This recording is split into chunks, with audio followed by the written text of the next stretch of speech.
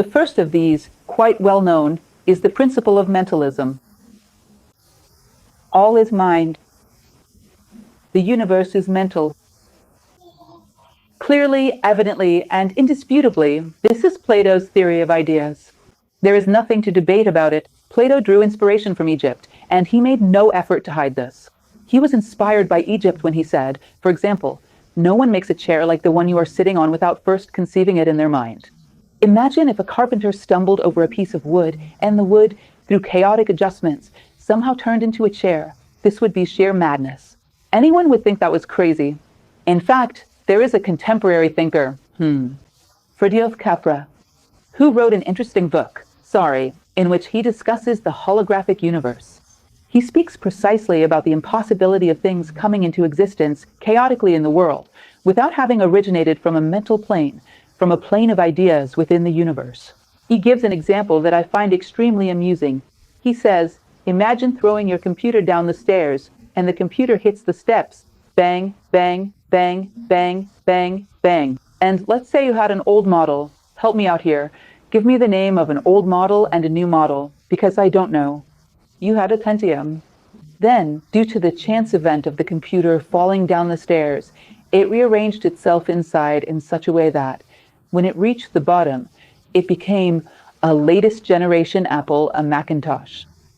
Of course, there would be a line of people waiting to throw computers down the stairs. And you know that's not going to happen. That's ridiculous. Now, do you think the universe is less complex than a Macintosh? That it undergoes changes toward ever more complex states?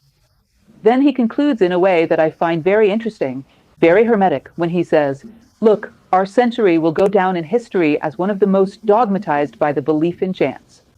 Things evolve in an orderly fashion toward ever more complex states. Evidently, this must be considered on some level, where evolution would be the realization, in the concrete realm, of what already existed in the realm of ideas, the cosmic mind that the Indians call Mahat. Evolution itself, you may have heard about this, comes from the word evolvere. Evolvere was nothing more than unrolling the scrolls to see what was inside. Evolution would be like unrolling the scroll of the divine mind to see what it had conceived for the universe. The more we evolve, the more we unroll the scroll of the human condition to see what is written there and shape it in the world. So, in truth, everything would come from this mental plane and be projected into the world. And to evolve would be to pursue this archetype, this model that has existed in the realm of ideas since the beginning of time. The model of the human condition would exist even if there were not a single human being in the world. The idea of humanity would exist, and it is fulfilled as human beings build a bridge between heaven and earth. This is the concept of the pontiff, of the priest. His head in the heavens and his feet on the earth. He perceives these ideas and begins to realize them within himself. And thus, the process of evolution begins.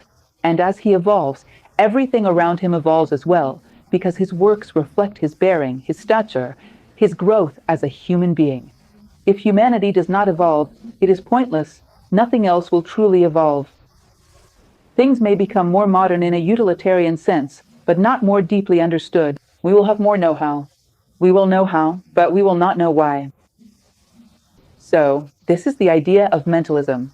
Continuing a bit further, the universe itself would be a creation of the mind of the all. This leads to the vast discussion that exists today within astronomy, doesn't it? The universe is in a process of expansion. At a certain point, will it stop expanding? Will it condense, or will it not? Will it continue expanding indefinitely? Everything was within that horizon, that initial singularity. Then came the Big Bang, right? Which, in fact, today is no longer called the Big Bang, but big inflation. The universe inflated within a certain period of time, expanded, and continues to expand. Later, will it shrink again? Well, if you consider the Pythagorean decade, Pythagoras is remembered, for example, in India as Yavanakarya. He traveled through India, and he is remembered in Egypt as well. Pythagoras says that everything comes from 0 and goes to 1, and then everything returns from 1 and goes back to 0, which is the number 10, right? That is, things expand, and then they contract. It is the heartbeat of the cosmos, isn't it? This is interesting because it is one of the most profound concepts found, for example, within the Indian tradition. to say that what most resembles the universe within us is our own heart, with its systole and diastole. It expands and contracts, expands and contracts. And the universe would be like this. Isn't that curious? Isn't that interesting? So the universe would have its purpose, its idea, in the realm of ideas, in the divine mind, even before a single molecule, a single atom, had manifested, right? Understanding this principle enables the individual to readily grasp the laws of the mental universe and to apply the same principle for their own happiness and advancement. How would that be? Within practical philosophy, inner life is the control of the mind. What does this mean in practical terms? If everything that will exist already exists in a mental plane of nature, and nature brings this into being, doesn't everything that will happen in our lives also originate in our own mental plane? You may have heard, for example, of Eastern medicine, which teaches that illnesses are born from mental forms. Certain ideas, illnesses that, for instance, lead to the decomposition of the body, would arise from hatred, which breaks down, or from selfishness. Heart problems, for example, might arise from certain grudges or resentments. In other words, Indian medicine, for instance, speaks of this constantly. That is, our mental patterns, if you feed them, there will be an opening, an opportunity for them to generate events in your life. And if you do not want these events to manifest, change your mental patterns. Do not believe that only physical actions are what generate consequences. The mind generates consequences that are just as real, or even more so, than merely physical actions. Merely accidental acts do not generate as many forms nor as many consequences as a mental pattern that you nurture over a significant period of time. It affects both you and the world. We are constantly being influenced by mental forms that are hovering around humanity, in such a way that if we do not have some sense of identity to discern what is ours and what is not, we are thought by others. We do not think for ourselves. So, just as the universe is born from the mental plane, your own universe is also born. Your life is also born this way. Therefore, take care of what you think, for it will become your future. Everything that will be is born now on the mental plane. This is the first Hermetic principle. Imagine in how many dimensions, I'm simplifying here, but in how many dimensions could this be applied?